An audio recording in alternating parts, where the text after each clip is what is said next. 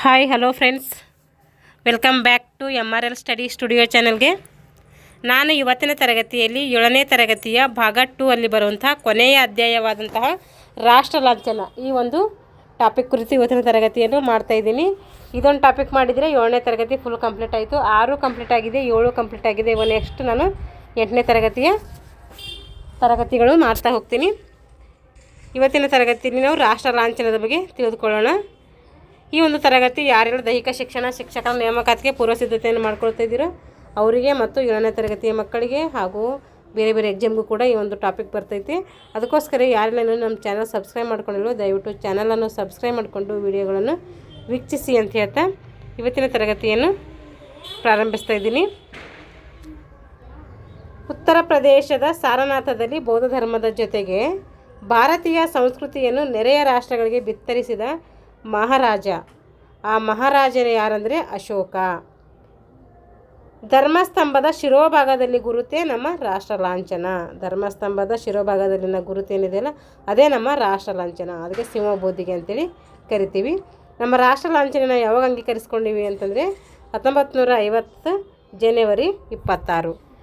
ನಮ್ಮ ರಾಷ್ಟ್ರ ಲಾಂಛನವನ್ನು 2 ಭಾಗಗಳಾಗಿ ವಿಂಗಡಣೆ ಮಾಡಲಾಗಿದೆ. ಒಂದು ಶಿರೋಭಾಗ, ಇನ್ನೊಂದು ಧ್ಯೇಯಭಾಗ. ಶಿರೋಭಾಗಕ್ಕೆ ಇಂಗ್ಲೀಷಲ್ಲಿ ದ ಕ್ರಸ್ಟ್ ಅಂತೇಳಿ ಕರಿತೀವಿ. ಧ್ಯೇಯವಾಕ್ಯಕ್ಕೆ ದ ಮೋಟೋ ಅಂತೇಳಿ ಕರಿತೀವಿ. ಶಿರೋಭಾಗದಲ್ಲಿ 4 ಸಿಂಹಗಳ ಬೆನ್ನಿಗೆ ಬೆನ್ನು ತಾಗಿಸಿ ಗಂಭೀರವಾಗಿ ನಿಂತಿವೆ. ಸಿಂಹಗಳು ಏನು ಮಾಡಿವೆ? ಒಂದು ಭಾಗಕ್ಕೆ ಒಂದು ಬೆನ್ನು ತಾಗಿಸಿ ಗಂಭೀರವಾಗಿ ನಿಂತಿವೆ.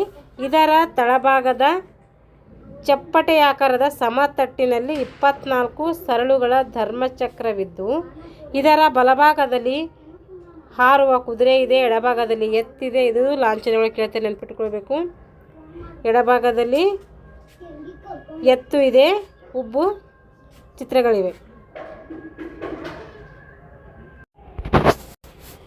ಬಲಭಾಗದಲ್ಲಿ ಏನಿದೆ? ಹಾರುವ ಕುದುರೆ ಇದೆ. ಎಡಭಾಗದಲ್ಲಿ ಎತ್ತು ಅಂದರೆ ಬಸವ ಇದೆ, ಅದರ ಉಬ್ಬು ಚಿತ್ರಗಳನ್ನು ಇಲ್ಲಿ ಕಾಣ್ಬೋದು. ಧರ್ಮಚಕ್ರವು ನೈತಿಕ ಮಾರ್ಗದಲ್ಲಿ ನಿರಂತರ ಪ್ರಗತಿಯ ಸಂಕೇತವಾಗಿದೆ. ಸಿಂಹಗಳು ಗಂಭೀರ, ಧೈರ್ಯ ಮತ್ತು ಬಲಶಾಲಿ ಎಂದು ಭಾವಿಸಲಾಗ್ತೈತೆ. ಎತ್ತು ಸ್ಥಿರತೆ, ಕಷ್ಟ ಸಹಿಷ್ಣುತೆ, ನಿಷ್ಠೆಗೆ. ಕುದುರೆ ವೇಗಕ್ಕೆ ಮತ್ತು ಶಕ್ತಿಗೆ ಸಾಕ್ಷಿಯಾಗಿದೆ. ಎತ್ತು ಏನಾಗಿದೆ ಅಂತೆ? ಸ್ಥಿರತೆ, ಕಷ್ಟ ಸಹಿಷ್ಣುತೆಗೆ, ನಿಷ್ಠೆಗೆ. ಕುದುರೆಯು ವೇಗ ಮತ್ತು ಶಕ್ತಿಗೆ ಸಾಕ್ಷಿಯಾಗಿದೆ.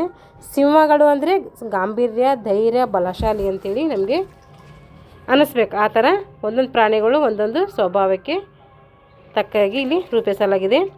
ಅಲ್ಲದೆ ಭಾರತೀಯರು ಈ ಎಲ್ಲ ಸದ್ಗುಣ ಸಂಪನ್ನರು ಎಂದು ಬಿಂಬಿಸಲಾಗಿದೆ. ಭಾರತೀಯರಲ್ಲಿ ಈ ಎಲ್ಲ ಸದ್ಗುಣಗಳು ಇದ್ದಾವೆ ಅಂಥೇಳಿ ನಾವು ನೋಡ್ಬೋದು.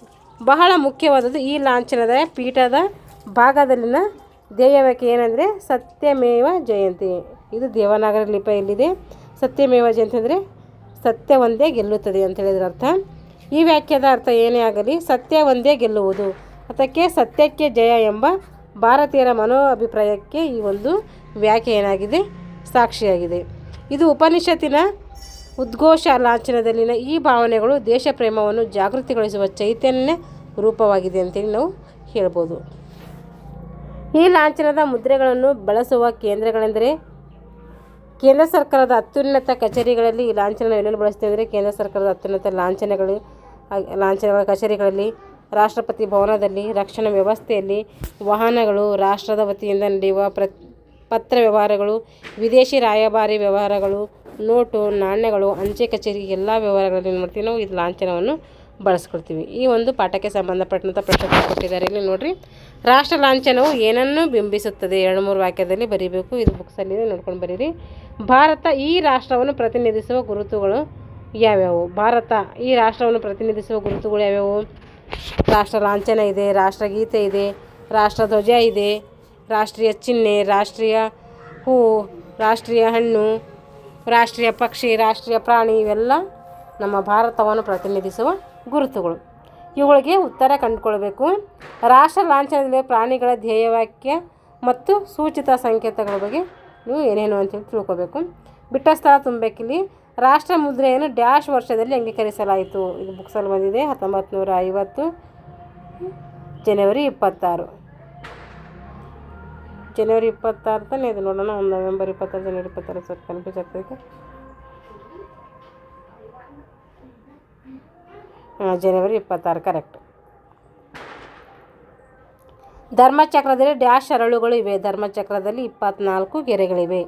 ಸತ್ಯಮೇವ ಜಯಂತಿ ಡ್ಯಾಶ್ ಲಿಪಿಯಲ್ಲಿದೆ. ದೇವನಾಗರಿ ಲಿಪಿಯಲ್ಲಿ ಇದೆ. ದೇವನಾಗರಿ ಲಿಪಿಯಲ್ಲಿದೆ. ಇವಾಗ ಕ್ರೀಡಾ ಪ್ರಶಸ್ತಿಗಳು ಇದನ್ನು ಅದರಾಗೆ ಸೇರಿಸಿ ಹೇಳ್ತೀನಿ ನೋಡಿರಿ. ಕ್ರೀಡಾ ಪ್ರಶಸ್ತಿಗಳು. ಭಾರತ ರತ್ನ ಪ್ರಶಸ್ತಿ. ಭಾರತ ರತ್ನ ಪ್ರಶಸ್ತಿ ಇದು ಮುಂಭಾಗದ ಚಿತ್ರಣ, ಇದು ಹಿಂಭಾಗದ ಚಿತ್ರಣ.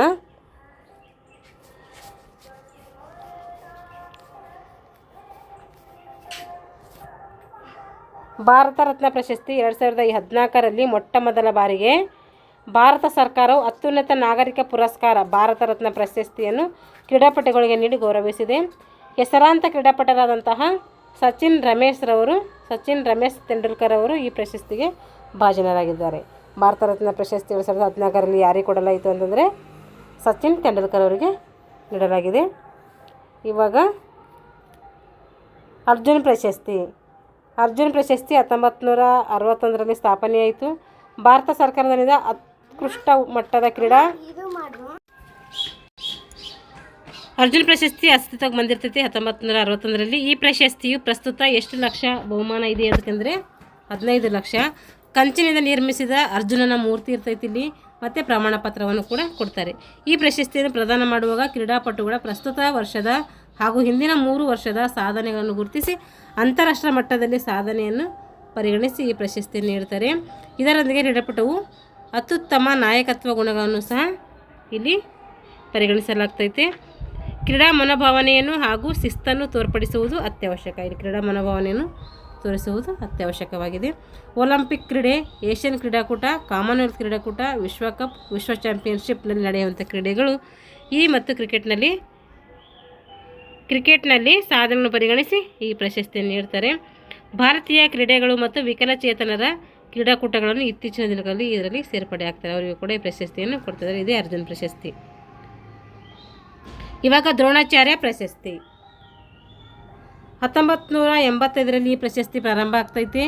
ಇದು ಉತ್ಕೃಷ್ಟ ಸಾಧನೆಯನ್ನು ಮಾಡಿರುವ ತರಬೇತುದಾರರಿಗೆ ನೀಡ್ತಾರೆ. ಯಾರಿಗೆ ನೀಡ್ತಾರೆ? ಅದು ಕ್ರೀಡಾಪಟುಗಳಿಗೆ ಅರ್ಜುನ್ ಪ್ರಶಸ್ತಿ ನೀಡಿದರೆ ಇದು ತರಬೇತುದಾರರಿಗೆ ನೀಡ್ತಾರೆ. ಈ ಪ್ರಶಸ್ತಿ ಬಹುಮಾನ ಕೂಡ 15 ಲಕ್ಷ. ಅರ್ಜುನ್ ಪ್ರಶಸ್ತಿ, ದ್ರೋಣಾಚಾರ್ಯ ಪ್ರಶಸ್ತಿ 2 ಸೇಮ್. ದ್ರೋಣಾಚಾರ್ಯ ಪ್ರಶಸ್ತಿ ಕಂಚಿನ ಮೂರ್ತಿ ಇರ್ತೈತೆ, ಪ್ರಮಾಣ ಪತ್ರ ಕೊಡ್ತಾರೆ.